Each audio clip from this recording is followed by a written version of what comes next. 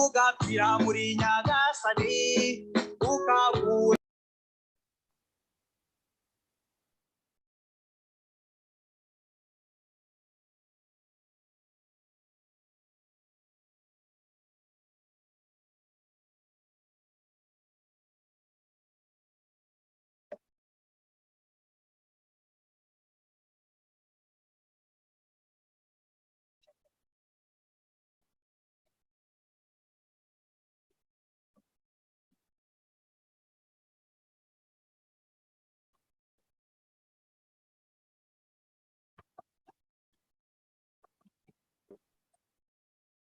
mubwire tekinike ko nta jwi rihari niba batwumva.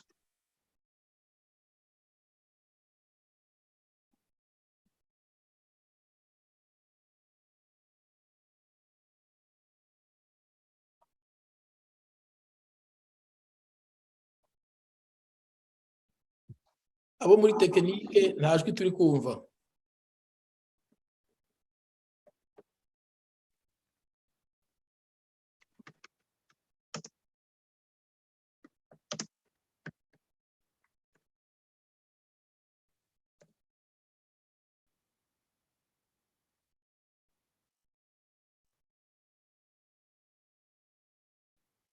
turabibutsa nta jwi turi kumva.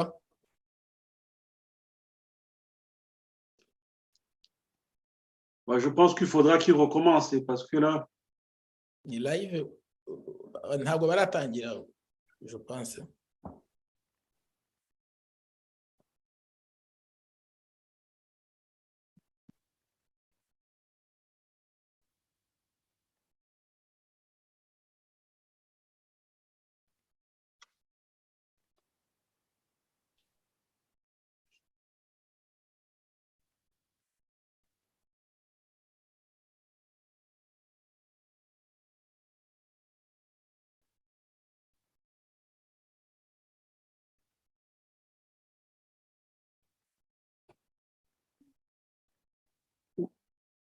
numva twatangira rero nkuko abashinzwe tekinike babitubwira. Ubwo Bosco umwanya n'uwawe. Twongeye kubasuhuza banyarwandakazi namwe inshuti z'u Rwanda. Turabasuhuza banyamuryango b'urwego rw'abubatsi b'iteme rihuza abanyarwanda kimwe n'inshuti zabo. Kuri uyu mugoroba turi kuwa kabiri, tukaba turi mu cyumba cya studio za radio Ubumwe hamwe na Bonheur TV. Tukaba rero kuri uyu mugoroba twabateguriye ikiganiro n'ubundi gikomeza icyunamo twatangiye muri ukwezi kwa 10 cyo kwibuka inzirakarengane z'abahutu zazize jenoside zakorewe na FPR Inkotanyi. Kuri uyu mugoroba rero tukaba dufite abatumirwa muri studio yacu. Umutumirwa mukuru dufite tugira ngo duhereho abanze yibwire abakurikiye ikiganiro ni Bwana Claude. Turagira ngo Bwana Claude mwibwire abadukurikiye.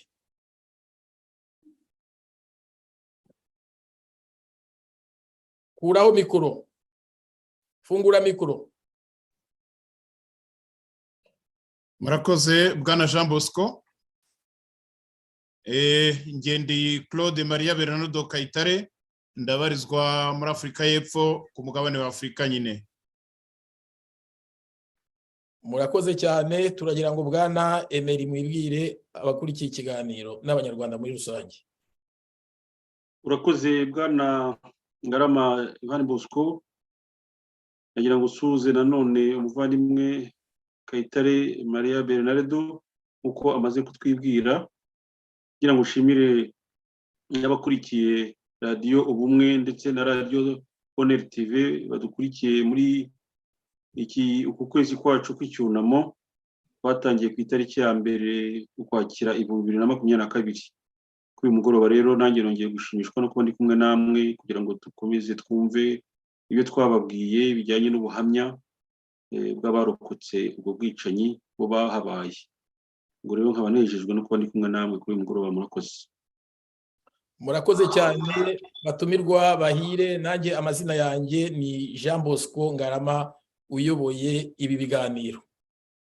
mbere y'uko tuganira tukinjira mu kiganiro nyirizina, nagiraga ngo mbwire abanyarwanda muri rusange y'uko ingingo tugiye kuganiraho kuri uyu mugoroba ari ijyanye n'ubuhamya umuvandimwe ashaka kugezaho abanyarwanda ku bijyanye n'ubwicanyi ndengakamere bwakorewe abahutu mu gice kimwe cya perefegitura cy'icyahoze ari perefegitura ya Gitarama.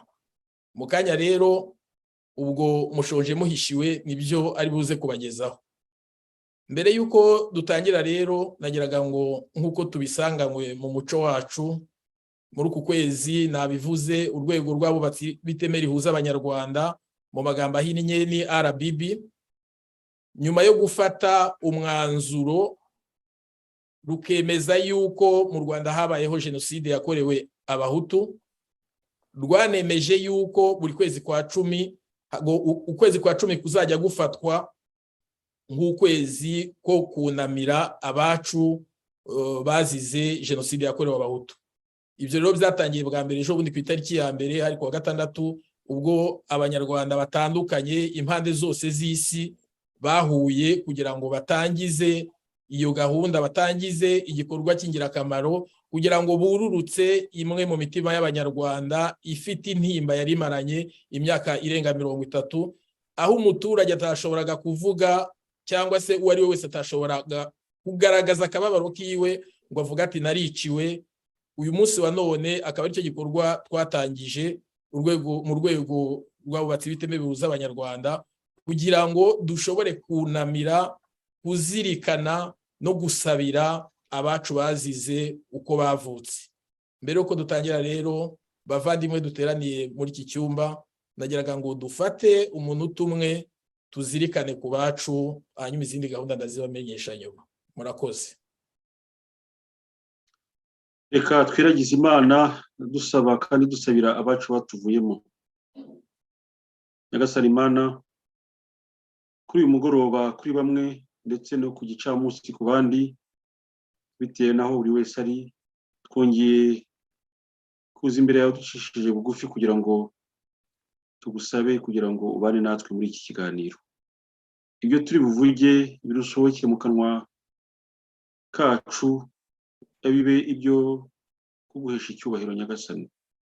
Ubwo rero tuje kwibuka abacu batuvuyemo hashize imyaka myinshi ndetse n'abandi bagikomeza muri iki gihe kubw'ingoma mbi ya FPR Inkotanyi, turakwingize kugira ngo Nyagasani Imana abo bacu batuvuyemo warabakiriye, ariko ukomeze n'imiryango yabo yasigaye, uduha imbaraga zo kugira ngo dukomeze kubibuka, ubwo iwacu i Rwanda nta burenganzira buhari bwo kubibuka kuko leta iriho yahisemo kwibuka igice kimwe cy'abana b'abanyarwanda maze ikindi igeza inyuma iyo mihango yo kwibuka.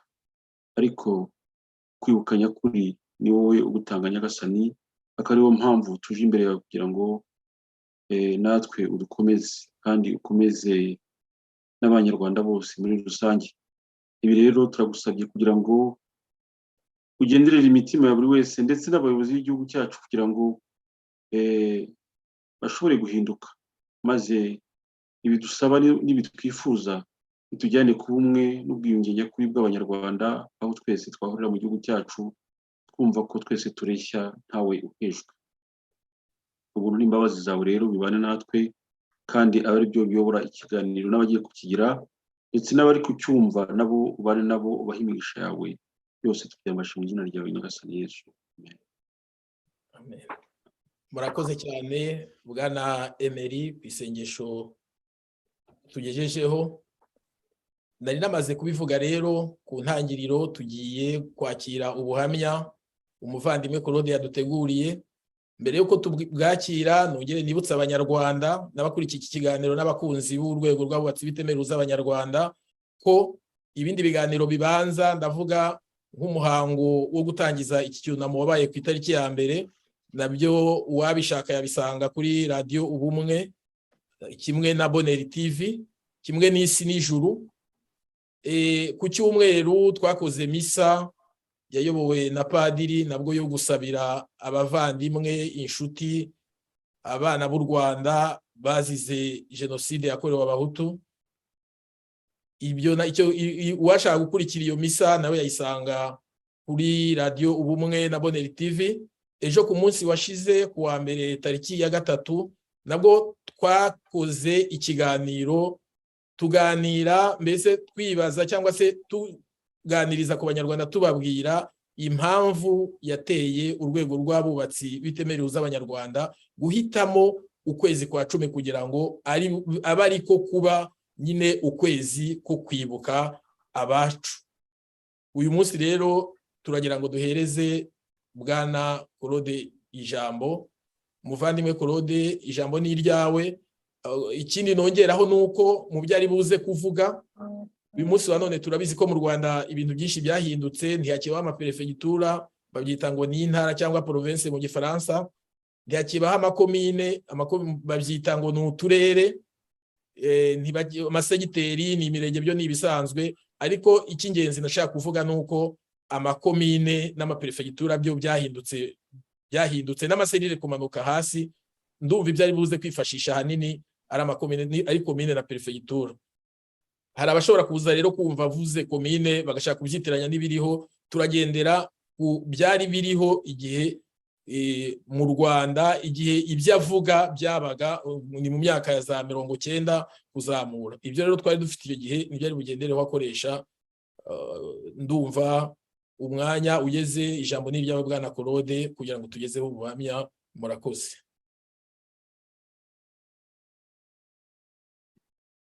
Kuraho mikoro Claude. Ndetse na Bwana Nshimiyimana wadufashije mu isengesho ritangira kino kiganiro. Nagira ngo wenda mbere yuko ntangira kugira icyo mbabwira ku mahano cyangwa se ubwicanyi bwibasiye abanyarwanda muri prefecture ya Gitarama, wenda hari umuntu yakwibaza ati uyu muntu afite bumenyi cyangwa se bubasha nyabaki bwatuma ari we utanga bino bintu. Icyo nagira ngo wenda mbashe kugisobanurira abadukurikira. Ubusanzwe prefecture ya Gitarama nenda kuvugaho uyu munsi niyo mvukamo mu yahoze ari komine Nyamabuye. Byongeye kandi ntabwo ari ukwibasira FPR Inkotanyi cyangwa se abagize uruhare muri biriya bintu, kuko ntabwo ari umwanya wanjye, ntabwo ndi umucamanza. Ariko abantu bagomba kumva ko ibi mbivuga kubera ko nari mfite uburyo bwo kubibona no kubimenya. Kuva mu mwaka w'1991 nagize, sinzi niba umuntu yabyita amahirwe, kuko hari igihe byabaga ari amahirwe nyuma bikaza guhinduka ibindi. Nagize amahirwe yo kuba mfitanye imikoranire na FPR Inkotanyi ubwo bari mu ishyamba kuva nyine muri 1991 kugera muri 1994 no kuzamura kugera nyine mu mwaka wa 2003 aho naviriye mu gihugu cy'u Rwanda. Bivuze ko natangiye kugira imigenderanire na FPR Inkotanyi muri 1991 ubwo nari nagiye gukora mu byitwaga inkambi z'abavanywe mu byabo n'intambara muri nyine muri 1991. Nkaba naratangiriye ahantu hitwa muri komine Cyungo mu nkambi ya Kinihira na Kimiryi, zari nyine impande za sous-préfecture ya Kinihira y'icyo gihe, ubwo hari muri prefecture ya Byumba. Icyo gihe aho narahakoze kugeza ku itariki. Wari ufite imyaka ingahe Claude? Ubwo nari ngize imyaka 22. Ubwo nakoze aho ngaho Ikinihira, nkorera inkambi ebyiri. Nakoraga muri Médecins Sans Frontières, nabibabwiye, nkora akazi k'ubuforomo. Nkorera inkambi ebyiri, inkambi ya Kimiryi n'inkambi ya Kinihira, zikaba zari zabavanywe mu byabo n'intambara guhera ku itariki ya 1 Ukwakira. Bakaba barakomokaga mu makomine ya Cyumba na Kivuye. Ku itariki 8 z'ukwezi kwa 2 muri 1993 Inkotanyi zaradutsimbuye, twimukira aribwo nyine havutse izindi nkambi. Ngewe nimukiye mu nkambi yari muri komine Mugambazi, naho nyine kuri sous-préfecture ya Mugambazi. Nyuma gato mu kwezi kwa gatandatu no kwa karindwi haje gutera icyorezo gikomeye cya macinya mu nkambi. Abari batuye i Kigali bazi inkambi y'ikirangire yarizwi cyane yitwaga Nyacyonga. Ubwo naje kwimukira mu nkambi yari imeze nkaho ari agashami ka Nyacyonga ariko yahitwa i Rusine. Njya nanone mu byerekeranye no kurwanya indwara z'impiswi harimo na macinya, njya gukorera mu nkambi ya Rusine. Inkambi ya Rusine nayo nayivuyemo ubwo hajyagaho ibyo bitaga zone tampo. Nsubira muri komine Kibari, mba mu nkambi, nkora mu nkambi ya Muhondo muri komine Kibari.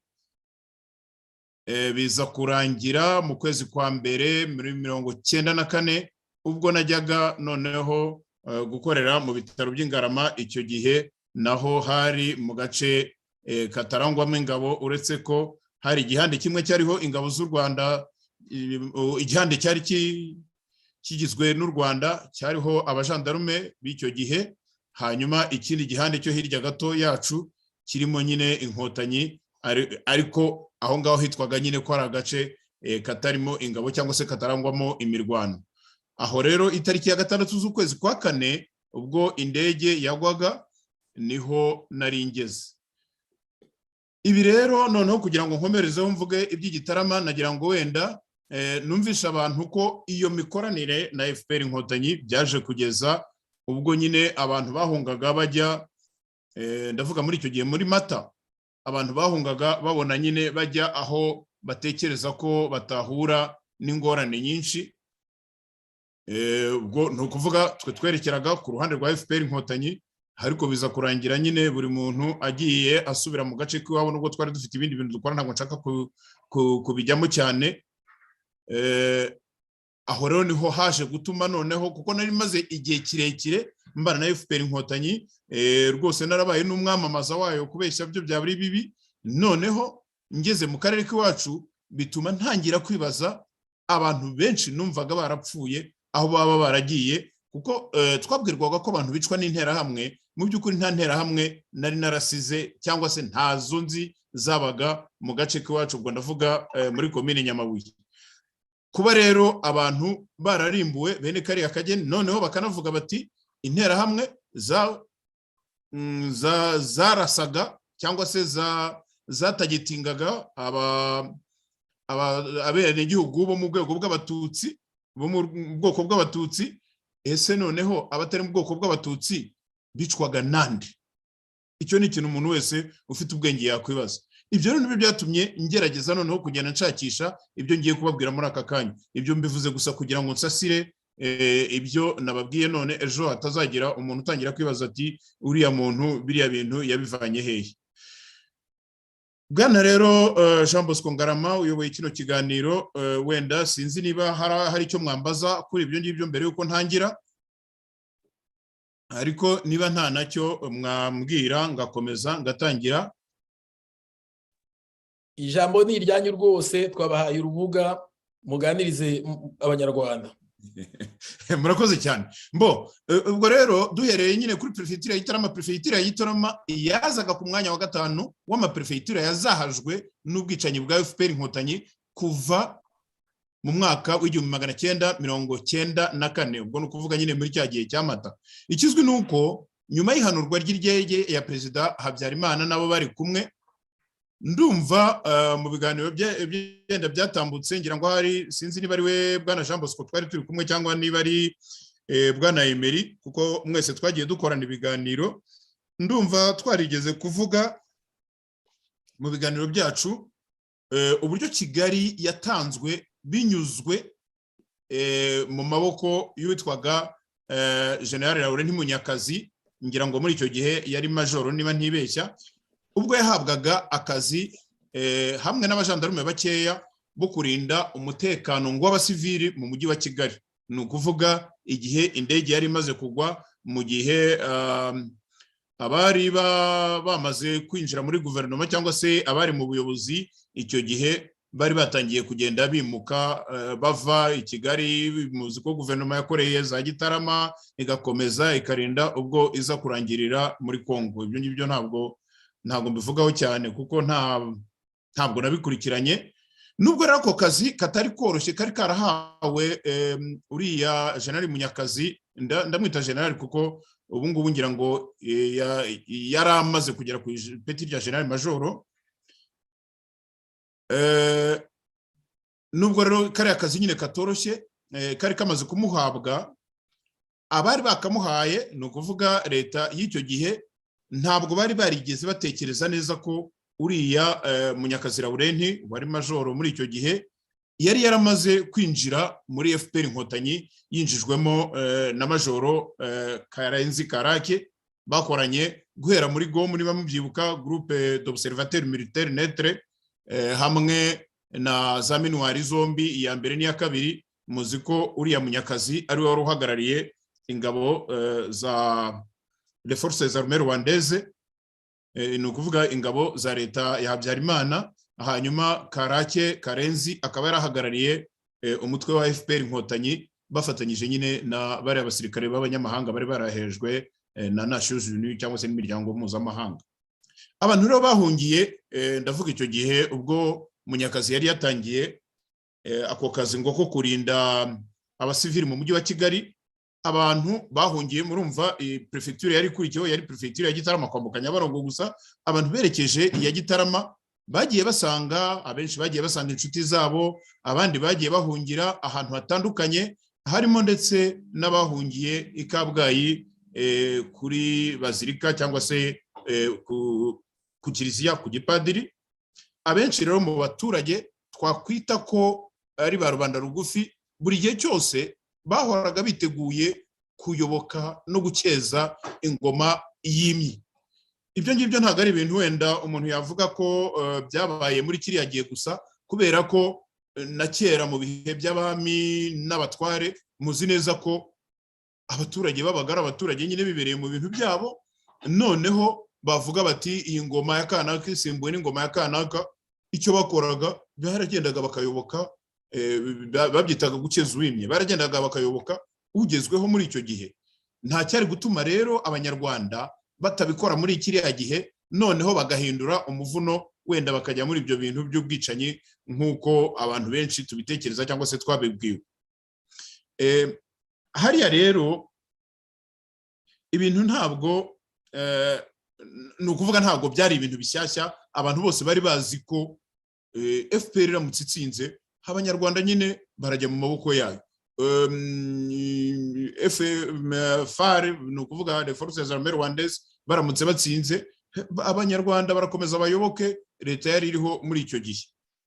Kuri FPR rero na Kagame ntabwo ari uko nguko byari biteye, kuko icyo twibwiraga bari baratumenyereje kutubwira ko bazanywe no kugarura za demokarasi, bazanywe no guharanira uburenganzira bw'abantu, uburinganire n'ibiki byose. Ibyo byose byari ibintu byari ku rurimi gusa, ntabwo byari mu bikorwa.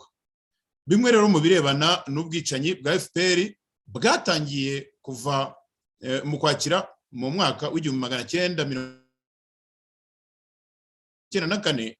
Mwazashaka kandi kanya wenda tukaba twagira icyo tubivugaho. Gusa naganiriye n'abavanywe mu byabo n'intambara, ni ukuvuga muri bariya intambara yahereyeho guhera ku itariki ya mbere Ukwakira muri 1990. Muri izo nkambi zose nagiye nkoramo nahoze mbabwira, ugasanga icyo bakubwiraga, icyo bahurizagaho, ntago baje bahunga kubera ko ari umuntu waje kwima ingoma, ahubwo baje bahunga kubera ko bari bari ku gitutu cy'amasasu n'udufuni. Ibyo bintu tubyumvikana. Niba abantu barashakaga koko kugera i Kigali kugira ngo bumvikane cyangwa se bagire amakonte baregla na leta yari iriho, nta kintu byari bifite aho bihuriye n'abaturage bibera mu mirima yabo, n'amashuri n'abanyeshuri bibereye mu mashuri, n'abarimu babigisha, n'abantu bakoraga mu bitaro cyangwa se mu masantere de santé. Aho ngaho kugeza ubwo noneho nk'ubwo ngubwo nababwiye ko natangiye nkorera komine Cyumba na Kivuye, kugeza ubwo komine yose ihaguruka ikaza ikisanga muri komine Cyungo, kugeza ubwo komine yindi ihaguruka zikaza zigateranira aho ngaho zigakora inkambi ebyiri. Iyo ibyo bintu biza kuba bikoze gutyo, abaturage baba baragumye iwabo, ese abaturage baba baragize uruhande rumwe bahereraho ariko ntibave aho ngaho. Icyo rero abaturage bahurizagaho, ubu mu mbabare ndacyari muri izo nce za Byumba, icyo abaturage bahurizagaho baricwaga, bakubitwaga udufuni, bamburwaga ibyabo, bararaswaga. Ibyo ni ihame, ni ibintu bizwi. Ntabwo ari ukuvuga ko abantu bose bo muri komine Cyumba cyangwa se bo muri komine Kivuye cyangwa se na za Mukarange n'ahandi hose bagiye bava, ntabwo ari ukuvuga ko bose bashizeho batagihari. Nabo wenda tuzagira igihe duhura nabo mu buhamya nk'ubu ngubu. Ngarutse rero kuri Gitarama, ngewe ariyo yanziriye uyu munsi, nkuko nabibabwiye mvuka muri komine Nyamabuye Igitarama. Ibi bikaba byaratumye mfata akanya gahagije, bikurikije n'ibyo byose numvishe ku bantu bari barahunze kuva muri 90, byatumye ngiye mfata akanya gahagije ko gukurikirana no gukusanya amakuru koko ku bwicanyi bwabereye iwacu, ahanini ngamije kumenya by'ukuri ayo mahano yazimije imiryango, yahekuye ababyeyi, yagize abana imfubyi, abashakanye umwe akaba umupfakazi undi akaba umupfakare. Ibyo ni ibintu umuntu uwo ari we wese yavuga atari ko se hano iwacu byahageze bite, byahagejwe nande, byakozwe nande. Nk'uko nari nabivuze kare kose, nk'uko mu bantu twakuranye, mu bantu twabanye, ntawe nari narigeze numva bavuga ngo mwene kanaka n'interahamwe yitoreza aha n'aha. Twajyaga twumva ngo interahamwe bagiye kuzitoreza aha n'aha, twajyaga twumva ngo babahaye ibitenge, twajyaga kumva ngo babahaye za ntamongano, imbunda n'ibiki byose. Ibyo bintu ntabwo nigeze mbibona muri segiteri ya Rukaza muri komine Nyamabuye aho mvuka. Nta cyatumaga rero ntagomba kugaruka ngo nsubire inyuma mbaze nti ibi bintu byagenze bite. Ngende ninjira mu baturage. Abaturage iyo bakuzi bazi kuri mwene kanaka, bazi kuri mwene wabo, bazi ko musaba n'umunyu, muhana amazi, mukorana ibirori, nta cyatuma batakubwira ibyababayeho. Nubwo rero uku kwezi kwahariwe kuzajya kwibukwamo, ndavuga uku kwezi k'Ukwakira kwahariwe kuzajya kwibukwamo buri mwaka inzirakarengane z'abahutu cyangwa se inzirakarengane z'abahutu, nge muraza kumbabarira wenda kubera ko nshakisha aya makuru, ngewe nagenda mvuga nti kwa kanaka byagenze bite, kwa kanaka byagenze bite. Hari abantu benshi b'abahutu twahuriyemo, reka mvuga ngo benshi kuko nibo mubare munini baguye muri ibi bintu. Hari abantu b'abatutsi bien sûr bagaragayemo nabo bishwe.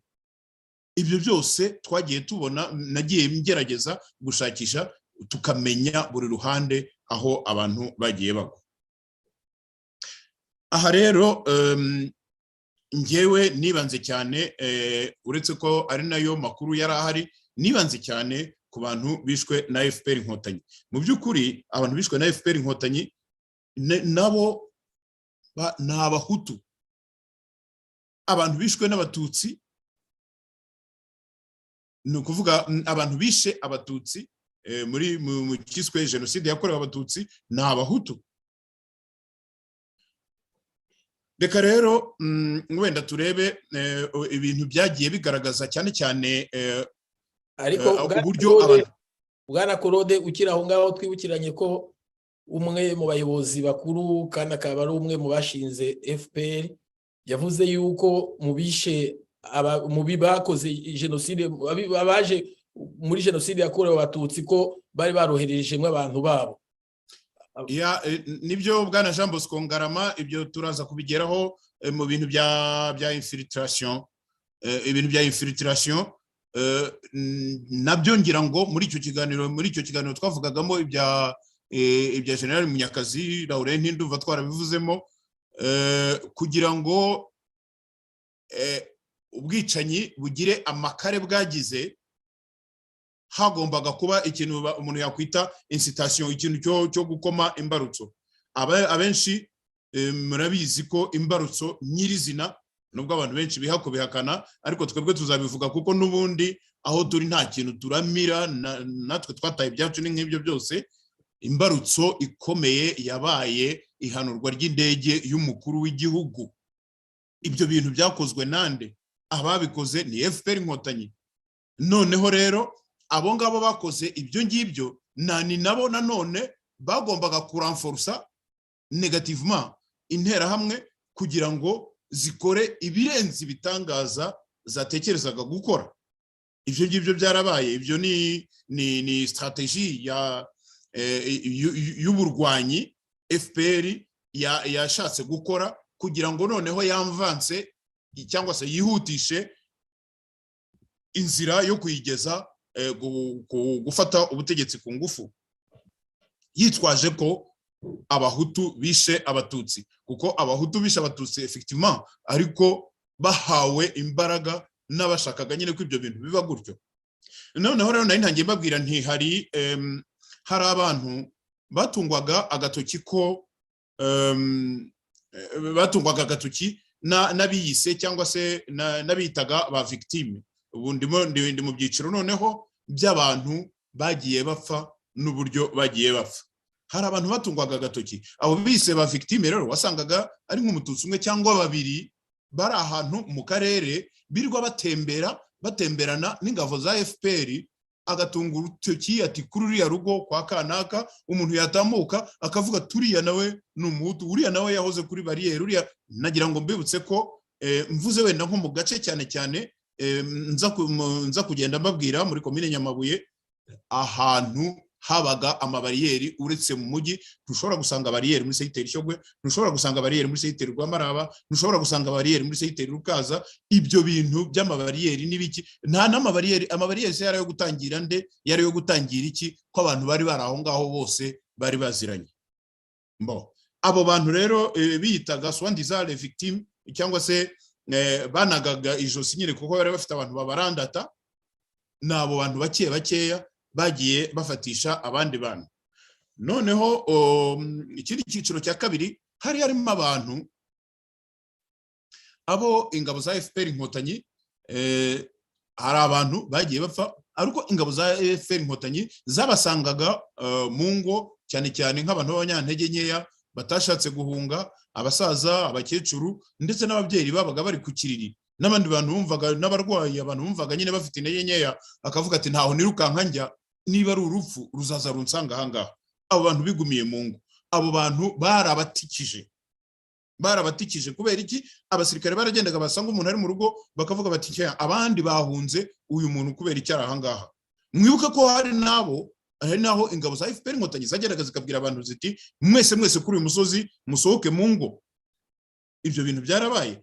Ikindi cyiciro cya gatatu rero hari abasangwaga nanone mu mayira bigendera bajya se kwishakashakira ibyo kurya, cyane cyane ko muri kiriya gihe ntabwo abantu babonaga ibibatunga, nta mwanya wo gukora wari uhari. Noneho wabaga yaragize nk'agatoki asize mu rutoki, yaravugaga atereka nsimbuke nkagoboze mpite nkazana wenda kabe katuramiye mu minsi 2-3. Wabaga yarahasize ikintu mu rugo cyangwa se afite tujumba munsi y'urugo akavuga atereka njye kudukura. Abo bantu rero bakoraga za evie, iyo Inkotanyi zahuraga nabo zahitaga zibarimarima. Ibyo byitwaje ngo iki? Aba bantu kuki bari ahangaha, kandi ahangaha twahateguriye kujya kureba niba nta mwanzi uhari cyangwa ibintu nk'ibyo ngibyo.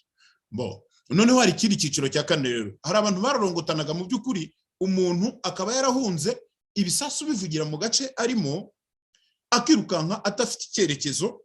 Noneho yakumva hatangiye kuza ikintu kimeze nk'ihumure, bya bisasu bitagisakuza, akagerageza kugaruka noneho ashakisha gusubira iyo yavuye. Abantu barorongotanaga gutya, icyo bakoraga gusa barababwiraga bati uyu muntu muramuzi, nta bisobanuro ntaki. Umuntu bavuga bati uyu muntu ntago tumuzi mu gace k'iwacu, akaba yariye agafuni cyangwa se urusasu rukaba rwamwinjiyemo. Ibyo bintu byarabaye. Hari icyiciro cya gatanu, hari abantu bishwe gusa kuko babaga basa neza, bagaragara nk'abasirimu. Ukabona umuntu arahingutse yigendera. Ibyo ngibyo wenda hari tuzagira n'ikindi gihe cyo kubivuga, kubazi igihe impunzi zahungukaga ziva muri Kongo mu mwaka w'1996. Hari abantu benshi bazize ko babonaga umugore afite ubwoko bw'inweri zingizi za kizungu, izo bita iz'amameshe, akaba afite inweri nziza.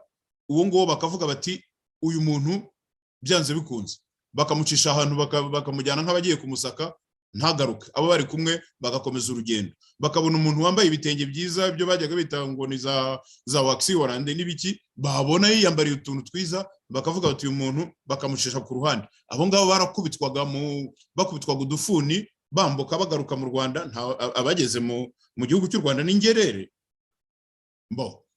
Hari icyiciro cya gatandatu, umubare munini cyane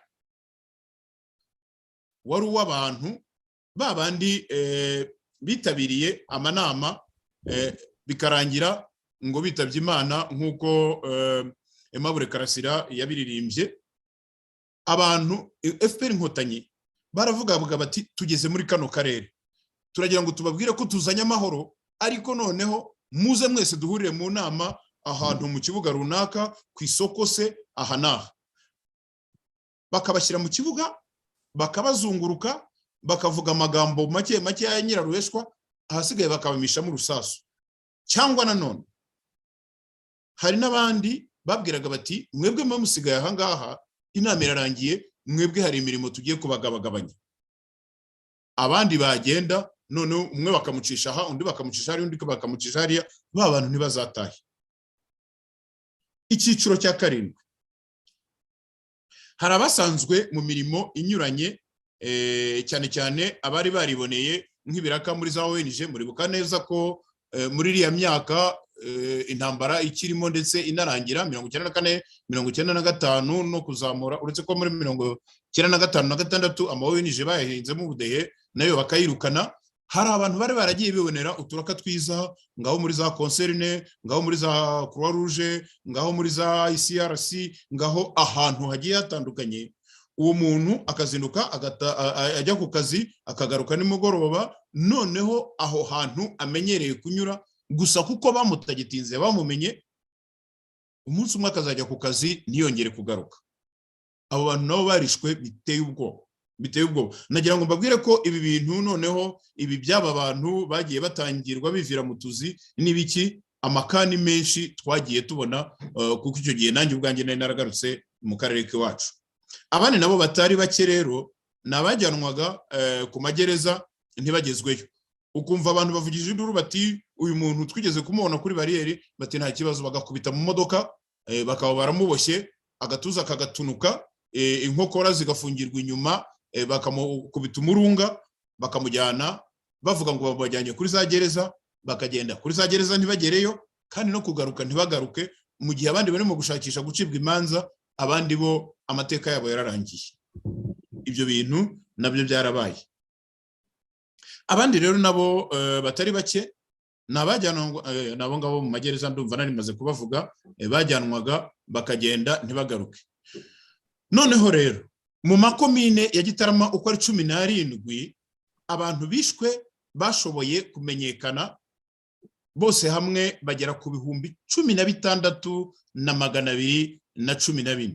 Hari ushobora kwihanukira akavuga ati ibyo bintu ni amakabya nkuru, abo bantu ni bakeya. Abantu 16,214 mvuze nababashije kumenyekana. Mwene hahandi Jean Bosco uvuga uti hirya yiwanjye hari hatuye kanaka, hari abantu bagera kuri 6, ariko ngo mpabona 2. 4 bari hehe? Aho ngaho niho umuntu yatangira kwibaza. Noneho umuntu akaba yanakurikirana ati ese bagiye bate? Barafunze, baheze muri Kongo, cyangwa se ntabwo babayeho, nta buzima. Nguko rero uko aba bantu uyu mubare wagezweho. Ariko nanone kubazi ibyabaye muri icyo gihe, uyu mubare ni abantu bakeya. Aba ni bake bakagombye kuba bavuga, kubera ko abantu barapfuye pe. Uretse ko n'uyu munsi bakirimo bapfa, ibyo ngibyo byo ntabwo ari ubuhamya ngombera kubaha, namwe byo murabizi. Uburyo rero bwakoreshwaga nta bundi ni ukwifashisha abantu mu maserire, bakatubwira abo bazi hafi yabo. Uyu mubare rero abawushakishije, abagerageje kuwushakisha, mu by'ukuri bari abantu b'abakorerabushake, ariko bagendaga nanone bayihererekanya. Twaje kugira amahirwe, ngira ngo wenda uyu mugira neza wadufashaga kugira ngo ibyo bintu bigerweho, nawe dukwiriye gufata n'akanya ko kumwibuka. Ni nyakwigendera Seti Sendashonga. yanyanyagije abantu, inshuti n'abavandimwe mu karere ka Gitarama, uretse ko umugambi we kwari kubikora mu gihugu cyose, bashakisha aba bantu nguko uko iyi mibare yagezweho. Akenshi hari amazina amwe n'amwe nzi nagiye mbona no mu yandi maraporo, nk'amaraporo ya za CLIR n'ahandi. Ayo maraporo yose iyo uyarebye usanga abantu baringaniye n'uyu mubare ndimo mvuga ahangaha. Mutese rero uyu mubare wagaragaye ute cyangwa se byifashe bite mu makomine? Mu makomine 17 twari dufite muri Gitarama, wenda ahangaha nyuma yaho niho ndi bubemerere mukambaza ibibazo. Nagira ngo wenda mbabwire buri komine uko byari bihagaze. Muri komine ya Buringa hagaragaye umubare wabashije kumenyekana n'abantu 612. Muri komine ya Kayenzi umubare wabashije kugaragara cyangwa se kumenyekana n'abantu 507. Nongere nsubiremo bwana Jean Bosco nawe bwana Nshimiyimana, iyi mibare ni purement imibare y'inzirakarengane z'abahutu zishwe na FPR. Ntabwo ndimo kuvuga abantu bishwe mu ntambara, ntabwo ndimo kuvuga abantu biciwe kuri n'abantu bishwe na FPR uko yageraga muri utu duce ndimo kuvuga. Muri komine ya Kigoma abantu 1832. Muri komine Masango abantu 411. Abo mvuga na babashije kumenyekana. Muri komine ya Mukingi 1419. Muri komine ya Mugina 1387. Muri komine ya Murama abantu 648. Muri komine ya Musambira abantu 713. Muri komine ya Mushubati abantu 971. Muri komine ya Ntongwe abantu 1178. Komine Nyabikenke 547. Komine Nyakabanda 693. Komine Nyamabuye ariyo y'iwacu 1974. Komine Runda 1370. Komine Rutobwe 964. Komine Taba 709. Na nyuma komine Tambwe bakaba abantu 279. Umuntu akaba yanibaza ati ahangaha kucyaribo hari abantu bakeya, hari speculation ko navuga, hari abantu wenda bakekeranyije baravuga bati hari wenda nukubera ko ari mu gace kiwabo wa Paul Kagame, nta ubizi neza niba koko yarasizeho abantu bo kubarinda cyangwa yarakoresheje andi mayeri kugira ngo bitagenda bityo. Tugarutse rero kuri komini yacu ya Nyamabuye, nakwibutsa abantu ko komini ya Nyamabuye yafashwe nukuvuga yageze mu maboko ya FPR kuva ku itariki ya 2 z'ukwezi kwa gatandatu, aribwo kuri bazilika y'Ikabgayi cyangwa se ku misiyoni y'Ikabgayi hari harahungiye abantu benshi bakekaga ko bashobora kubona wenda ubwihisho cyangwa se akantu ka security mu kiliziya no mu bigo by'abihaye Imana, dore ko Ikabgayi ari na byinshi byari bihari. Ikabgayi rero hari hateraniye kandi abasenyeri abo mwumvishe batikiriye hamwe n'abandi bihaye Imana batikiriye ahitwa Gakurazo muri kilometero nkeya uvuye Ikabgayi, abapadiri n'abandi bihaye Imana, abakristo ndetse higanjemo abo mu bwoko bw'abahutu bari bavuye mu makomine atandukanye ya Gitarama ndetse n'abaturutse mu mujyi wa Kigali, nukuvuga bagiye baza muri wa mujyo muri ya nzira abantu bo muri guverinoma banyuzemo. Mwibuke ko guverinoma yigeze gukambika Igitarama ahitwa Murambi. Uretse rabihaye Imana biciwe Igakurazo nabo twibuka kuri uyu munsi ndetse no ku munsi wabagenewe ndumva twarabibutse mu minsi yashize, abandi baturage biciwe za Kabgayi. FPR yabategekaga guhungira ahantu hatandukanye ariko bamaze kuvangurwa. Baravugaga bati kuvanga kugera hariya mwerekeze uyu muhanda. Hari abantu benshi bahawe inzira yerekera mu gace ka Ruhango, no kuvuga mu majyepfo ya Gitarama usa n'ugana za Nyanza na za Butare. Noneho ariko baragenda bageze muri icyo gice cya Ruhango rwagati, barongera none babakatamo ibipande bibiri. Igipande cyagomba kwerekeza no kuvuga uciye aho bita ku Musamo, igipande cyagomba kwerekeza ahantu mu gace k'Amayaga muri komine Ntongwe kujyana hirya yongeyeho na ukagenda ukagera muri za Muyira na ukaba wakwambuka ukajya no mu Bugesera. Icyo cyari igipande kimwe. Hari igipande noneho cyerekejwe aho ngaho mu Ruhango, ariko abantu baranyanyagira. Hari n'abagarutse bagaruka muri za Mukingi, uretse ko n'abari abihaye Imana n'ubundi ariho basubirijwe inyuma bagasubizwa igakurazo. Aberekeje rero muri za Ruhango nabo baciwemo ibice bibiri nkuko nari maze kubivuga. Hanyuma abandi bagumye mu Ruhango, abo bose abatahutse muri bo ni mbarwa. Buri kanya hahamagazwaga amanama. Uko hahamagajwe amanama hakagira abantu bahasiga gatwe, hakagira abandi nanone banyanyagira kubera icyo kibazo, icyo gihunga cyo kumva amasasu, abantu batikagurwa. Abandi watambuka mu mihanda ugasanga n'imirambo, nabwo ukibaza utese ba bantu bari baje kudukorera navuga nk'uburinzi, baje kudukorera security, aba bantu bapfa bagiye hehe cyangwa bicwa nande? Uko rero inama yabaga ihumuje, hari n'abandi nkuko nigeze kubivuga bavugaga bati mwebwe mwigire hino, hari imirimo dushaka kubashinga, hari ibyo dushaka gukorana namwe. Abo ngabo nabo abatahaga ni mbarwa. Harimo abahohaga bakicwa n'ingoyi, harimo abaraswaga, harimo abakubitwaga udufuni. Ariko nanone ngarutse gatoya kuri bari abantu bavuga ko basigaraga aho ngaho kugira ngo bahabwe imirimo, hari ibintu FPR yigeze kujyamo byerekeranye no kugura amakawa. Mwibuke ko icyo gihe amakawa mu by'ukuri yarabitse mu rugo, abaturage batarabashije kubona umwanya wo gutangira kuyagurisha.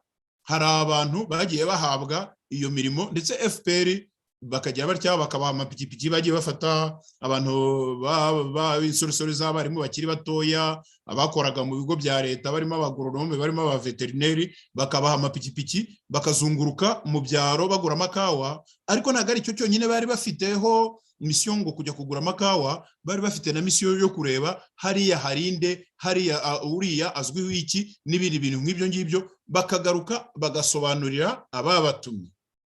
Ibyo bintu rero ababikoreshejwe bose, Jean Bosco Nzikuru Munyakinyaga, Bwana Nshimiyimana Nzikuru Munyagisenyi, mumbabarire niba hari abantu muzi bagiye gukora, bakoraga bazengurukaga n'amapikipiki, hari amapikipiki atukura ya zo twitaga Ajesa, nizo babahaga, mumbabarire mumbwire, namwe ndaza kukibabaza nkuko namwe mwiteguye kumbaza, mumbwire niba hari umuntu waba yaragiye muri iyo kampanye yo kugura ikawa akaba akibaho kuri uyu munsi, niba hari numwe muzi. Ariko ngewe icyo ndi bubabwire, wenda mukaza kubinyuza nyuma, icyo ndi bubabwire nuko ibyo bari babatumye gukora n'amagambo bari babatumye kuvoma n'ubutasi bagombaga gukora, ntago bagombaga kubana nabwo, kubera ko ikindi gihe bari kuzabavamo. Mwibuke ko abangaba ari abantu bari baravanywe muri communauté rwagati, bari abantu, bari abarimu, bari abaveterineri, bari abagoronome. Abo bantu rero baragiye, nta numwe wongeye kuboneka, ubu nabo babaye amateka. Nikomereje rero iby'iwacu i Nyamabuye, nagira ngo namwe mumfashe ndetse n'abakurikira kino kiganiro, wenda umuntu avuge abantu bakeya bishwe mu buryo buteye agahinda. Abunzi ndavuga ni wenda n'umuryango wa kanaka, kubera ko ni abantu benshi cyane. Nahera ku muryango w'umusaza witwa Rafaire Kamegeri. Mwabantu, umusaza witwa Rafaire Kamegeri yari uwiwacu ahantu hitwa Irwamaraba, ni muri sekiteri yacu, ni muri sekiteri idukurikira. Akaba yari umuntu wigeze kuba umukungu cyane, abumba amatafari n'amategura atwikisha. Ari mu bantu ba mbere batunze imodoka mu karere k'iwacu. Uyu musaza Rafaire Kamegeri yicanywe n'umuryango we, abantu bagera kuri 70 ndetse n'abarenga 40 bari baraje bahungiye muri urwo rugo. Murumva no urugo rw'umuntu wari usanzwe yifite mu cyaro twita abakungu. Ariko muri abo ngabo 40 harimo n'abari baje baturutse i Kigali bakurikiye umuhungu we wari umuprofeseri mu kitwaga Iyamuseya. Niba mubyibuka neza, Iyamuseya ryari ishuri ryari ryashyizweho na Kamu ngira ngo. Uyu muhungu we yitwaga Profeseri Bonaventure Rwasangabo, n'umudamu we ndikoraho. Umudamu we yari mwarimu wanjye Kabarere Mariana, umwarimu wankundaga cyane, wananyigishije mbu wa mbere. Aba bantu ni abantu ndavuze ngo mu muryango wa Raphael Kamegeri ni abantu barenga 70 b'abanyamuryango biwe, n'abantu barenga 40, ubwo ni ijana rirenga, n'abantu barenga 40 bari baramuhungiyeho, umuntu w'umukungu, umuntu ufite ibibwa, umuntu ufite aho aryamisha, abantu bakabona byibuze bataraye ku musozi batumbaraje. Uyu muryango barawutikije. Hari umuryango nanone bari baturanye hepfo ye gatoya, aka gasozi kitwaga Rwamiko. Aka gasozi kari gatuyeho imiryango 2 gusa. Uyu musaza Raphael Kamegeri yari umusaza w'umukungu ufite n'amasambu manini cyane, hanyuma n'undi muturanyi we ari we nari ngiye kuvuga witwaga Bwana Rwabarinda Benedicto, akaba ari umugabo nawe wari umukungu afite abagore 2 n'abahungu be batuye kuri ako gasozi. Uyu muryango nawo watikirijwe aho ngaho, ni ukuvuga abagiye gutwika kwa Raphael Kamegeri bamanukiye kwa Rwabarinda barahakubura n'abahungu be.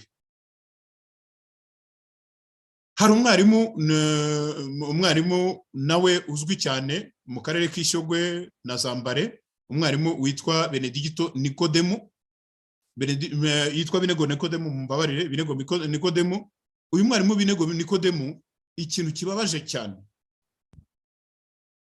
bamufashe nawe yivira mu bintu bye, agenda ajya kureba imiryango aho abantu yasize abantu, iyo ngiyo babaga babwiye ngo babe bahungiye, ngo baraza kubabwira igihe batahira mu ngo n'ibiki byose.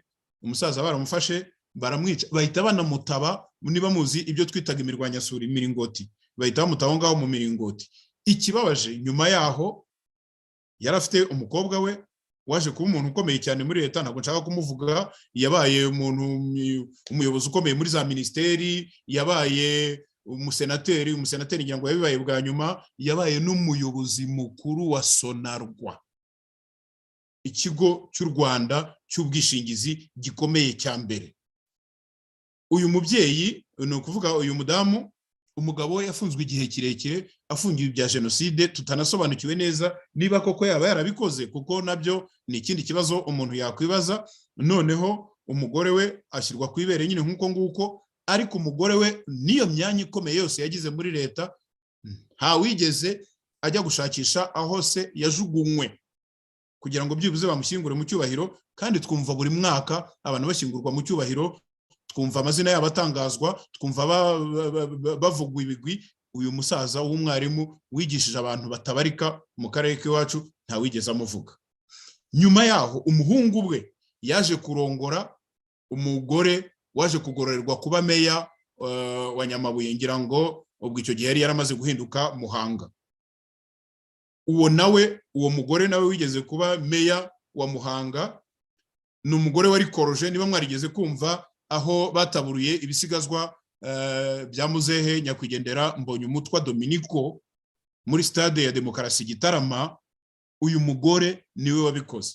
Uwo wataburuje cyangwa se wagize uruhare muri ibyo byose nta kundi nyine yajyaga kubigira, kubera ko ntiyigeze abasha no gushyinguza sebukwe mu cyubahiro. Kandi nyamara buri mwaka yajyaga imbere akavuga za disikuru barimo gushyingura cyangwa se no kwibuka n'abantu atanazi. Nguko rero mu Rwanda ibintu bibayeho. Uretse rero mwarimu Binego Nikodemu, hari umugabo witwaga Gafaranga Onesphore, nawe bamufashe yambutse gatoya agiye mu rugo we gushakisha ibyo kurya. Uyu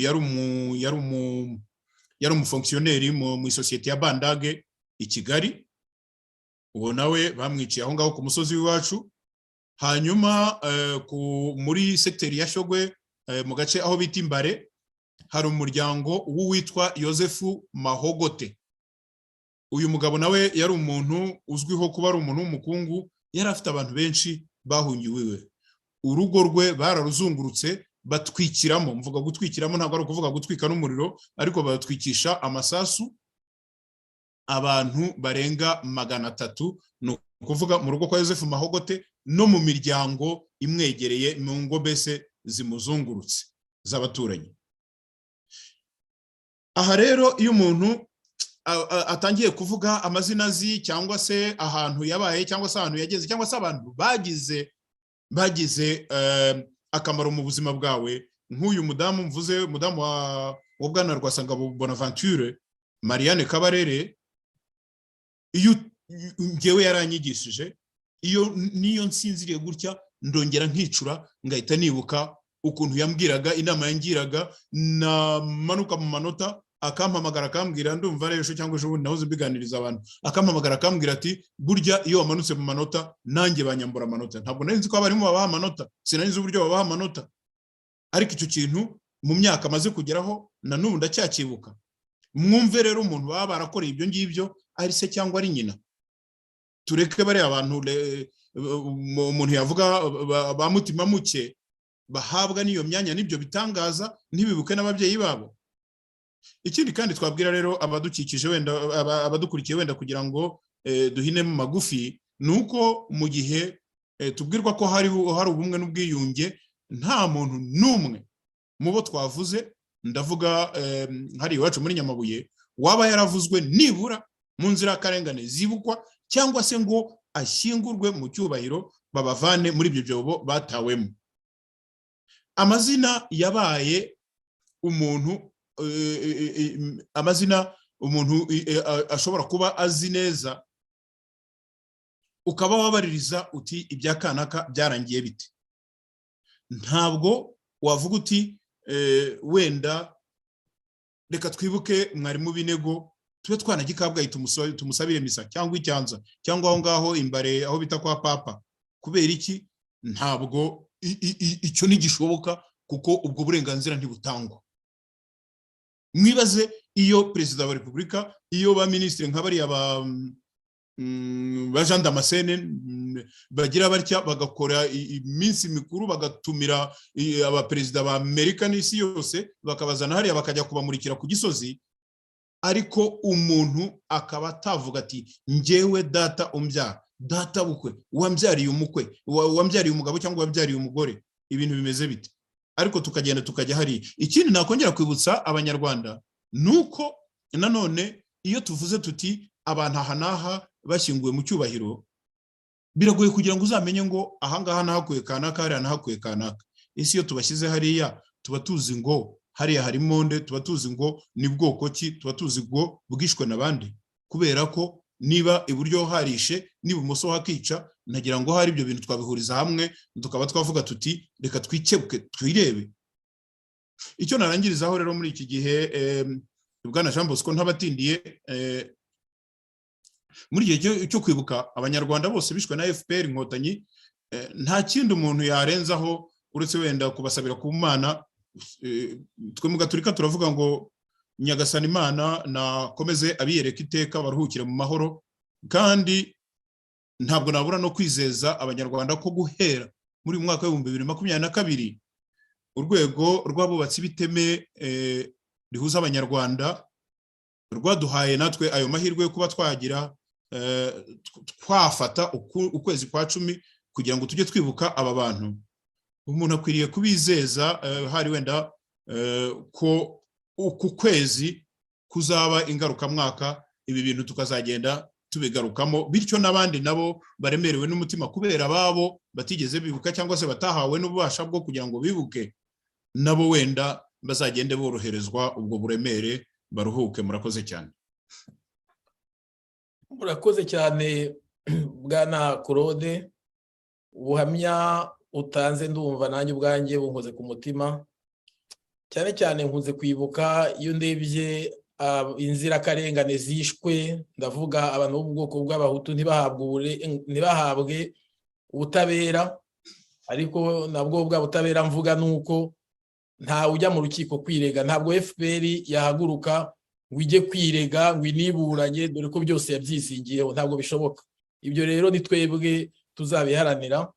Ibyo nibyo byahagurukije urwego rw'abubatsi b'iteme rihuza abanyarwanda RBB, kugira ngo rushyire ukuri ahagaragara, kugira ngo rushishikarize abanyarwanda, kugira ngo bumve yuko bagomba kuririra ababo, ko bagomba kunamira ababo, kandi ibyo byose bikaba biganisha ko bagomba guhabwa ubutabera byanze bikunze, kuko twese abantu ku isi yaba umuzungu yaba umwirabura tuvasa. Ikindi ni uko tugomba guhabwa uburenganzira kandi tugafatwa kimwe imbere y'amategeko. Rwose ndumva ubuhamya utanze bufata uduhaye situation rusange cyangwa ikigereranyo rusange muri perefegitura ya Gitarama yose. Wanagize neza, hari imibare uduhaye y'abantu bishwe muri Gitarama yose, uduha n'amakomine abantu bishwe, none usoreje kuri nyirizina noneho kuvuga amazina uti aho ntuye abantu nzi runaka harimo na mwarimu wawe wapfuyemo, birababaje, Imana imuhiruko ridashira. Uvuga uti aba runaka hapfiriye abantu aba n'aba, birababaje. Ndabizi ko inkotanyi zikurikira iki kiganiro rwose zumve ko ibyo zitaga yuko bihishe ubu biri ku mutangaro, kandi mu gihe gitaha ndizera ko ababigizemo uruhare bose bazabiryozwa. Imibare rero nagomba kukubaza ikibazo cya mbere, nakubaza ntese iyi mibare wayikuye hehe? Waduhaye igisubizo uvuga yuko byaturutse muri za raporo zakozwe na Seti Sendashonga. Bikunze kuvugwa ko bimwe mu byamukuye no muri guverinoma ari amabaruwa menshi yahoraga yandikira umukuru w'igihugu amubwira ati dore abantu bari gupfa, akamuha n'ingero, akamuha ingero, ibintu nk'ibyo, kugeza aho avire muri guverinoma avuga ko adashobora guhagararira cyangwa gukorana na leta y'abicanyi.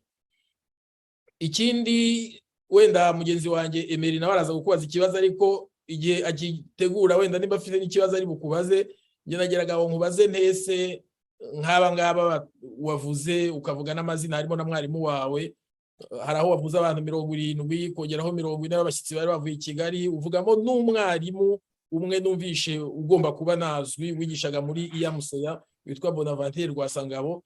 Abo bantu bose kugeza uyu munsi wa none aho bashyinguye harazwi cyangwa bagiye babajyana ntibamenye nyine aho babashyinguye? Icyo ni ikibazo nababazaga. Murakoze bwana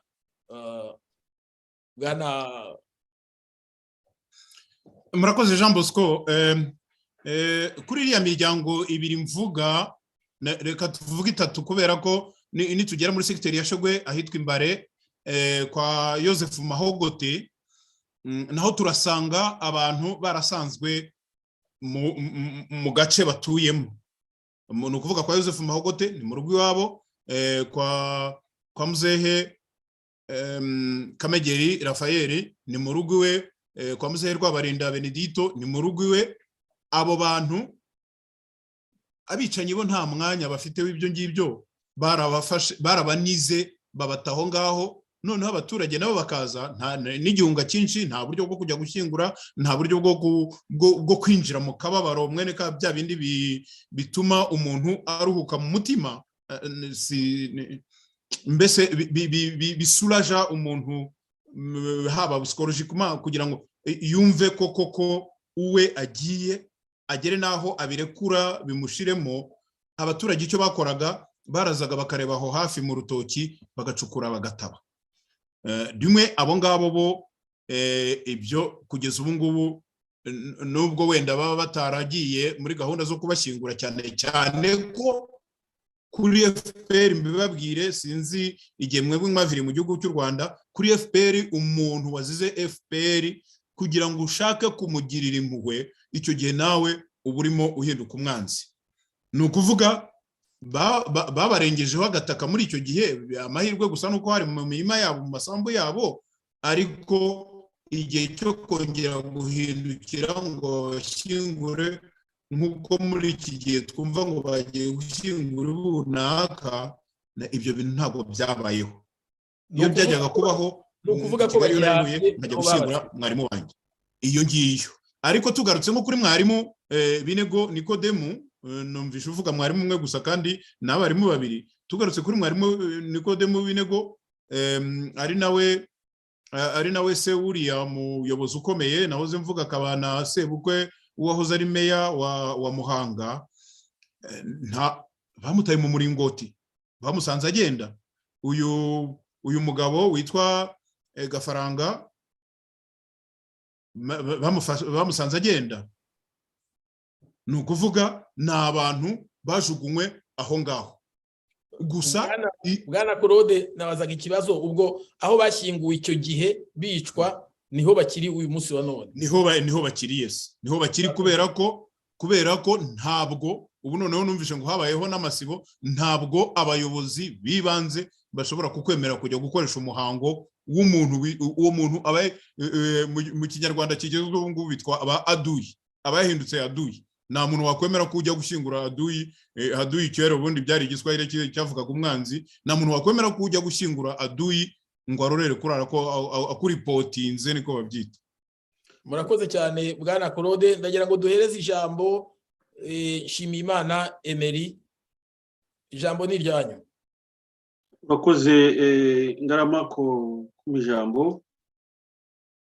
Mu bihe ngibi ntabwo biba byoroshye kugira ngo umuntu abaze ibibazo cyangwa se abe yaganira cyane ku bantu bagiye batuvamo, ahubwo ni igihe cyo kunamira abacu nk'uko muri gahunda y'abubatsi b'iteme rihuza abanyarwanda twabivuze yuko ukwezi kose kuzaba kuganira kuri bino kunamira abacu tubibuka.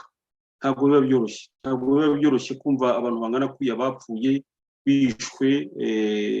bishwe n'abandi kandi babigambiriye, hanyuma abantu bajya kubibuka bakababuza kubibuka. Usanga ari ibintu biteye agahinda.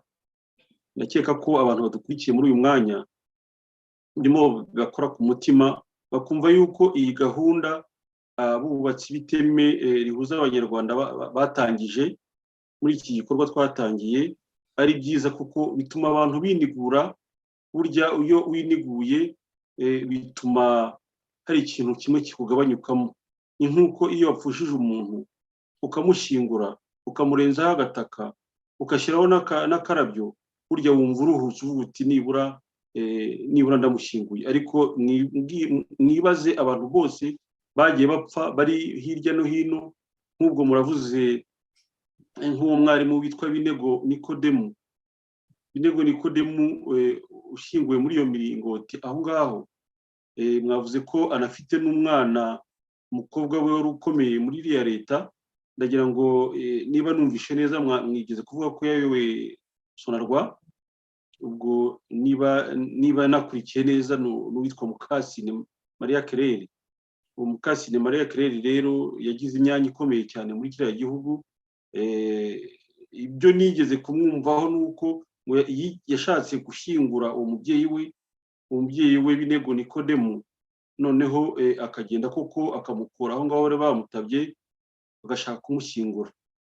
Noneho baje kubimenya rero ngo bamutegetse kumukura aho yamushyize amusubize aho ngaho bari baramushyize. Murumva iyo sinisme y'abo bantu uko ingana. Murumva ko gahinda, nubwo wa mugani ngo uko bakuzamura niko bageraho bakazakumanura. Iyo bakuha imyanya ingana ite ariko bakakubuza gushyingura umubyeyi wawe, urumva agahinda karimo.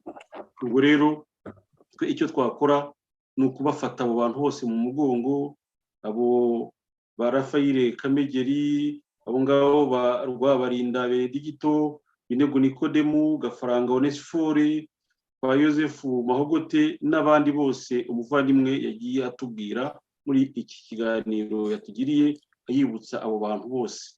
Nje gusa icyo namubaza nti izira statistique muri ariya makomini yose atandukanye byaba byarabaye mu kihe gihe, ni kuva ryari kugeza ryari, kugira ngo turebe, kuko imibare ntabwo ari mikeya, ariko ukurikije uburyo FPR yishe abantu, iyo mibare yaba ishobora kuba inarenga ari myinshi cyane. Dore ko batubwira yuko ubwo FPR yageraga za Gitarama ngo yase yitanzitse kubera yuko yavuga ngo ahangaha tugeze ni mu baparime hutu, aba nibo batwirukanye mu gihugu. Muribuka ko ari kwa Mbonyi umutwa Dominiko, muribuka ko ari kwa Kayibanda Geregori, ni abantu rero bari bakomeye mu gihugu. Ubwo rero urumva ko ngo bahaseye batanzitse. Abari mu makambi y'impunzi muri Kongo bari baragiye bakambuka kera. Burya ngo abanyagitarama benshi ntabwo bari barashatse guhunga. Murabona ko Gitarama iri rwagati mu gihugu. Abantu benshi rero barasigaye mu mago. Noneho FPR ihageze ngo isi itanditse nk'uko nari maze kubivuga, nyuma yaho rero abantu bari mu makambi babona abantu benshi baza bahunga ari benshi, abantu benshi baza kubona ko ngo ari abanyagitarama bari gufunga kuko FPR yageze yarahishe.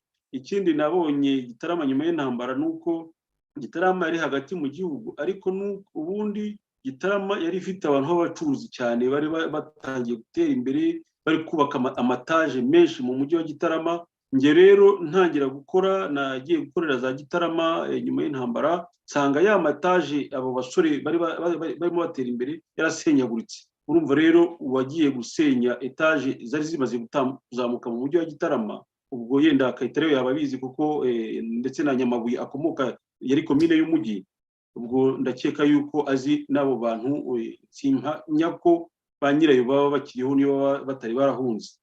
Yenda ikindi navuga nuko yenda nagira akantu nakosora gatoya mu byo numvise, nuko kuvuga ko hakozwe jenoside yakorewe Abahutu nta na hato turatubisubiramo ko aho bipfobya ko jenoside yakorewe Abatutsi itabaye, oya.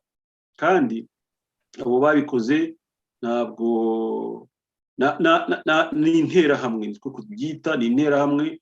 Nibyo koko interahamwe benshi bari bazigize ni Abahutu, ariko si Abahutu bose muri rusange. Nako kantu rero nagira ngo nkusoreho gato mvuga nti ahubwo bavuze ati koko bishwe n'Abahutu. Wambara ibyo bintu rwose ukaba uretse kubisakurisha.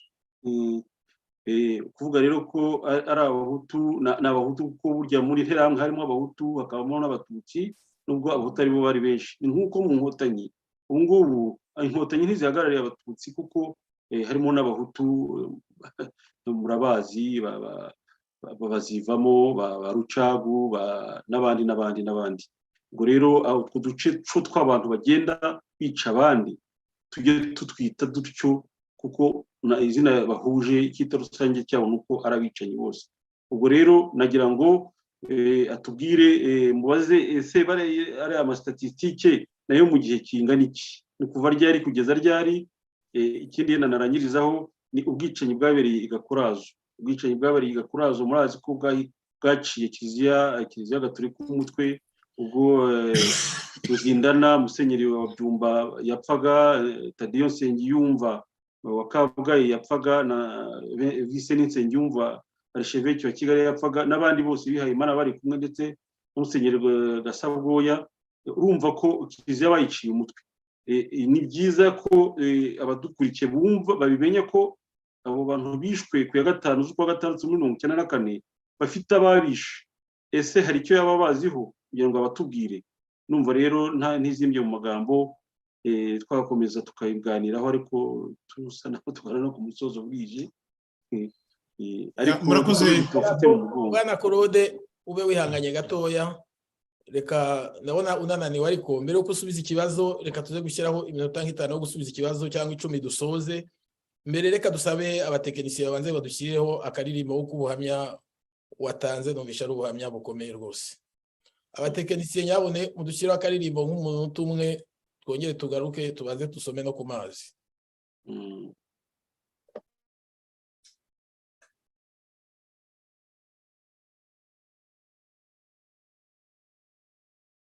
Abari kuri tekinike niba mwakumvishe mudushyirireho akaririmbo.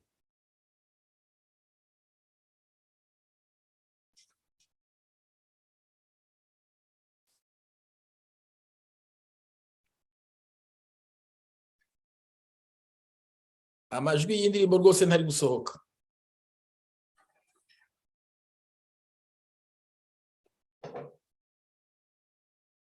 Abari kuri tekinike amajwi y'indirimbo ntari kuza.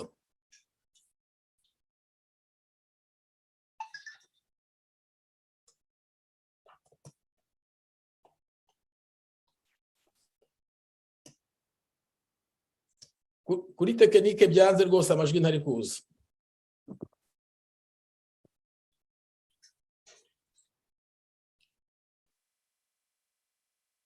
Bishobora kuba byagoranye. Ibaze kwicwa uhagaze ugapfira muri Nyagasani, ukabura kivugira abo muhuje bavugirwa, ukabura kivugira abo muhuje bavugirwa. Ikundore wa mubyeyi we, ekundorere twarashobewe ekundorere wa mubyeyi we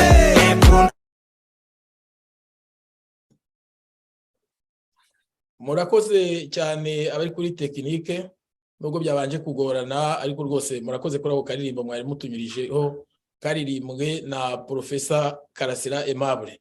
Bwana Claude, ijambo ni iryanyu ndumva turi kugana ku musozo.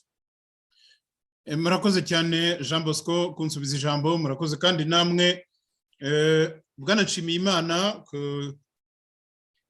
bibazo uretse ko bimwe hari nabyibuka ariko wenda muraza kubisubiriramo. Ikibazo gikomeye nashakaga guhita nihutiraho ni cyerekeranye n'igihe iriya mibare yaba yarakusanyijwe. Nkuko nari nabivuze ntangira, iriya mibare yakusanyijwe mu by'ukuri kuri initiative ya nyakwigendera Seti Sendashonga yifashishije abantu batandukanye, nabo bagenda bifashisha abandi, natwe twese biza kutugeraho. Iyi mibare rero ni ukuva muri 1994 kuva nyine inkotanyi zagera Kabgayi, kuko niho zatangiriye mbere uko zifata komine Nyamabuye yose, hanyuma zigafata Gitarama. Noneho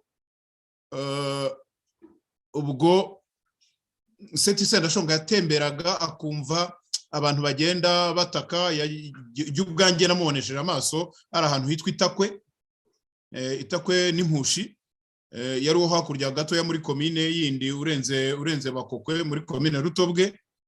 Akaba yaragendaga noneho abaza abantu uko ibintu bimeze, bituma noneho aza gutekereza gushyiraho abantu bamufasha kwegeranya iyo mibare. Ahubwo igitangaje wenda nibagiwe kuvugamo nuko mu bantu batangaga abantu, cyangwa se nuko ntari nanabavuze, mu bantu batangaga abantu hari harimo n'umuntu w'inshuti ye ikomeye cyane wari umucuruzi nawe, nubwo Emery yamvuyemo, nari navuze ko ntavuga amazina y'abaturanyi banjye.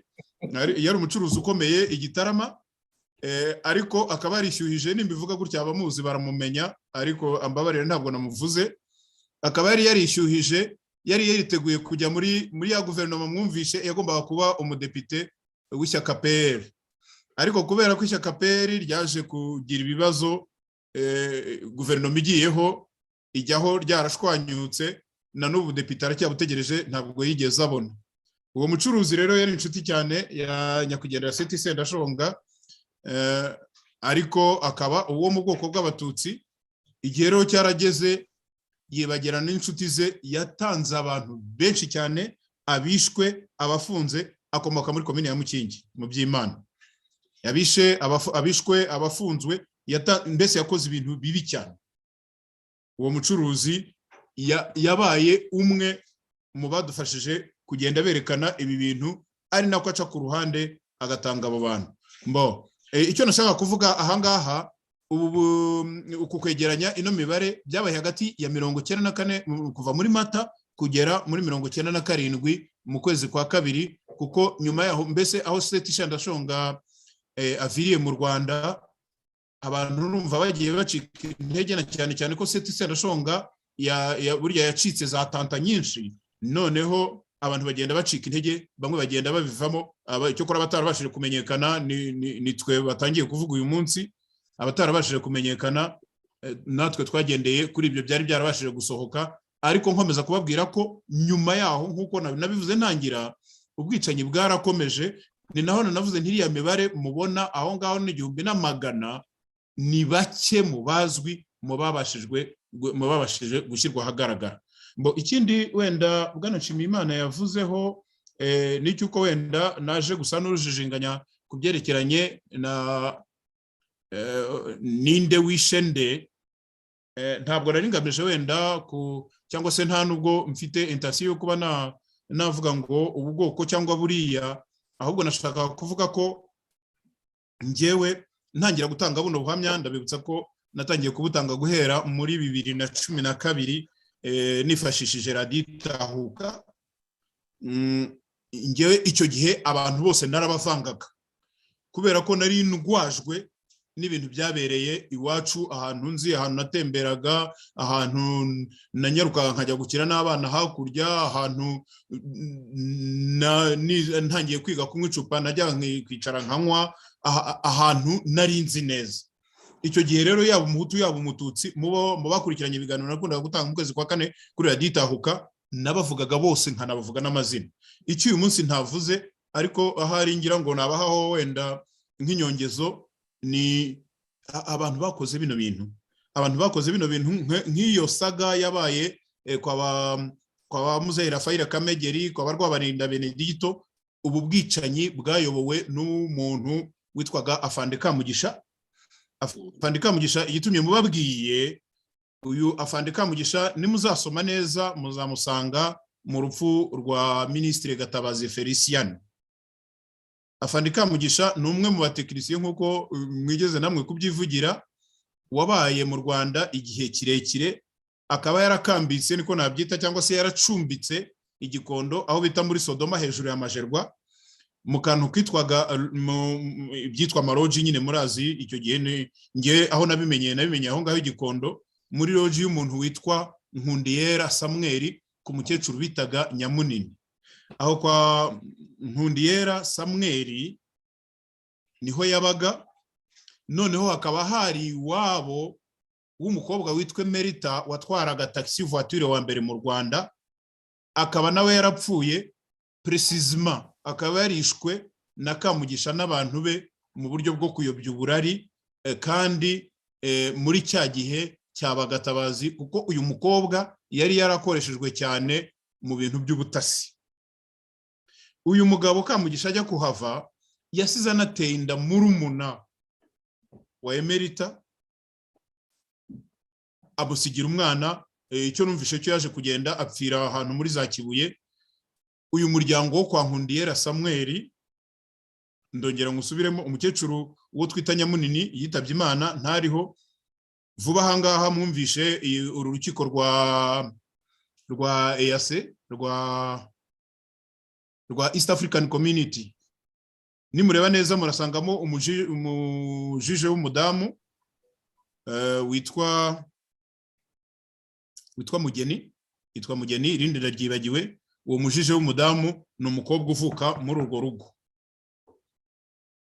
Uyu Kamugisha yaje kugaragara, nababwiye uriya professeur Rwasangabo Bonaventure yari afite, nababwiye ko yigishaga muri Yamusaya mu ishuri rya Okamu, yari afite imodoka y'ubururu zo bita Fiat Ritmo, yari ifite, nibwo bwa mbere jewe nabonye imodoka. Hari n'undi mu ambassadeur ukomoka muri Mushubati nigeze kuyibonana, nibwo bwa mbere jewe nabonye imodoka n'amaso yanjye ifite plaque za CD corps diplomatique. Iyo modoka yaje kubonwa itwawe na Kamugisha uwo nguwo, ni ukuvuga yarayihaye.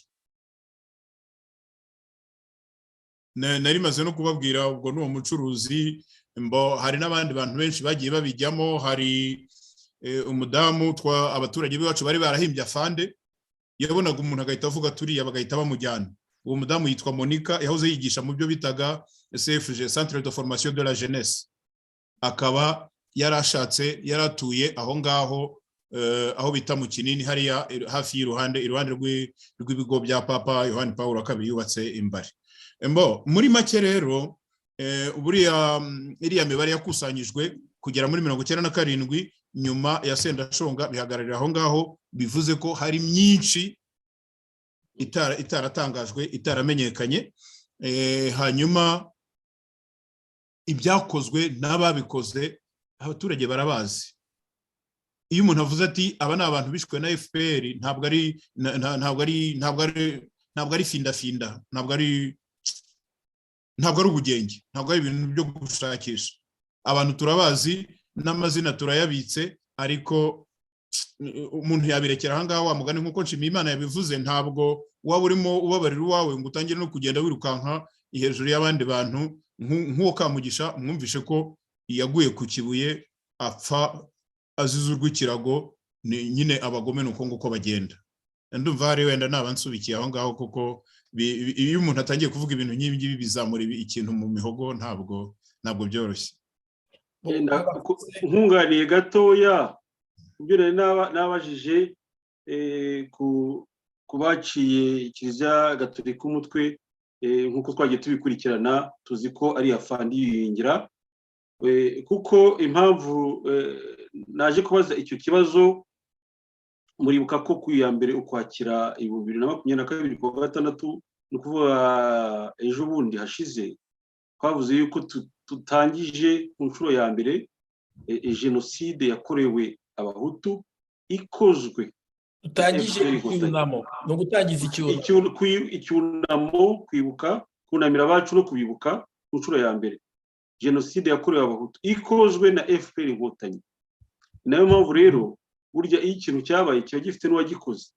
Abo rero bose bagiye babikora nk'abo bayibingira, bagiye barongererwa amapeti ndetse bakagabirwa byinshi, bari menge, kuko igihe kizagera ibyo byose bakoze babibazwe. Nabo bose watubwiye bagiye bica abantu, abagiye bajya hariya kuri stade ya Demokarasi, niko niba nibuka neza, bakataburura imva ya Mbonyumutwa, n'abandi bagiye umukuru w'igihugu bataburiye imva y'umukuru w'igihugu, barataburura rwose. Murumva iyo sinisme n'ubwo bugome. Abo bose rero bagiye babikora mu bushakashatsi. Ndagira ngo nibutse abadukurikiye ko abubatsi b'iteme rihuza Abanyarwanda bafite komisiyo ishinzwe gukusanya ibyo byose. Ubu buhamya rero nabwo bukaba ari muri objectif zo kugira ngo dukusanye ibyo bintu byose, tubishyire hamwe, tuzabikoremo n'igitabo gikomeye ku buryo abadukomokaho n'amateka yacu azabibona. Abantu bibwira ko bizibagirana, ntabwo bizacubuka, ntabwo iyo bizigera byibagirana. Numva rero nagusubiza ijambo Bosco kugira ngo ukomeze cyangwa se uturangirize ikiganiro. Murakoze cyane Bwana Nshimiyimana Emery. Ndumva tugeze ku musozo ku gihe twari twihaye. Gusa ngarutse gatoya ku buhamya umuvandimwe atugejejeho, ku buhamya agejejeho Abanyarwanda muri rusange, nagiraga ngo mbwire abakurikiye iki kiganiro yuko yaduhaye imibare muri rusange muri perefegitura nzima, ndetse anasubije ko iyo mibare ari kujya mu mwaka wa 1997, kandi tuzi ko hari n'abandi bantu bapfuye ubwo FPR yajyaga yikingiriza ijoro ikavuga ngo hari abacengezi bateye ikica abantu mu makomine ajya kwegera kuri za amajyaruguru y'igihugu. Ikindi nuko hari za Gitwe naho hagiye havugwa kenshi ibyo bishyinguyemo abantu. Turibuka ku rubanza rwuriya Urayeneza Gerard uburyo bavuze abantu bashyinguye iwiwe, abo ni abantu bishwe n'inkotanyi, kandi byagiye bivugwa ku maradiyo atandukanye no mu bitangazamakuru. Ibyo aduhaye rero ni byiza, hari n'ibyo yavuze byegereye ahatuye, ariko ibyinshi nibyo tudafite. Twagiraga ngo rero dusabe Abanyarwanda, dusabe n'abandi bafite umutima wo gusangiza abandi akababara Abanyarwanda dufite, kugira ngo dushakire n'umuti ikibazo cy'igihugu, ikibazo gikomeye igihugu cyacu kigifite kugera ku munsi wa none. Ibyo rero bakaba badufasha batwohereza ufite ubuhamya akaba adashaka ko ishusho yiwe yagaragara kuri televiziyo, yatwandikira kuri email ya RBB, umutekinisiye wacu arayishyiraho hasi y'ikiganiro, ariko ni inyuguti ntoya R cyangwa R ntoya ngufi, inyuguti ya B na B, noneho hagakurikiraho ijambo niyo ni na E na W 2021, noneho hakazaho kakamenyetso @gmail.com. Umuntu rwose ufite ubuhamya, nongere mbisubiremo, yifuza kutugezaho yatwandikira kuri iyo email yacu, noneho twebwe akadushyiraho nimero ya telefone tukamushaka, cyangwa tukamwereka uburyo ubuhamya yabuduhereza, kandi twabikora mu ibanga aramutse afite ikibazo cy'uko aho ari nta mutekano uhari. Ariko ku muntu uri ahantu hari umutekano wizewe, nawe yatubwira izindi nzira zose twazubahiriza twanyuzamo kugira ngo tubone ubuhamya bwacu. Banyarwanda rero, Banyarwandakazi, namwe inshuti z'urwego rw'abubatsi b'iteme rihuza Abanyarwanda, twese dufatikanye dushimire uyu muvandimwe wacu Kayitare washoboye gukoranya amakuru akaba tugejejeho ubuhamya bwo muri perefegitura ya Gitarama avukamo, ariko by'umwihariko akaba yadomye agatoki kuri komine Nyamabuye avukamo, akaba n'umuhamya wo guhamya ibyo yiboneye ibyazi. Ndumva rero ikiganiro cyacu twaba tugisoreje hano, kandi nkaba ndaritse abantu bose bakurikiye ikiganiro ko ejo naho dufite ikindi kiganiro gikomeza. Buri munsi turajya dukora ikiganiro, tukaba ejo tuzarebera hamwe ku bijyanye na komantere abantu bakoze cyangwa ku byifuzo abantu batanze. Nicyo kiganiro tuzaganiraho ejo. Murakoze rero mwese, Imana ibane namwe. Nkaba nagira ngo nsabe tekinisiye adushyirireho indirimbo yateguye kugira ngo dufate akanya ko kwitegura natwe dusohoke muri studio. Amahoro y'Imana abane namwe. Murakoze.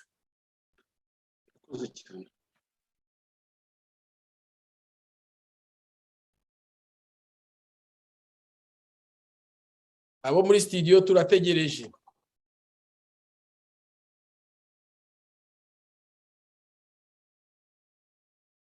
Muri studio mwaba muri kutwumva?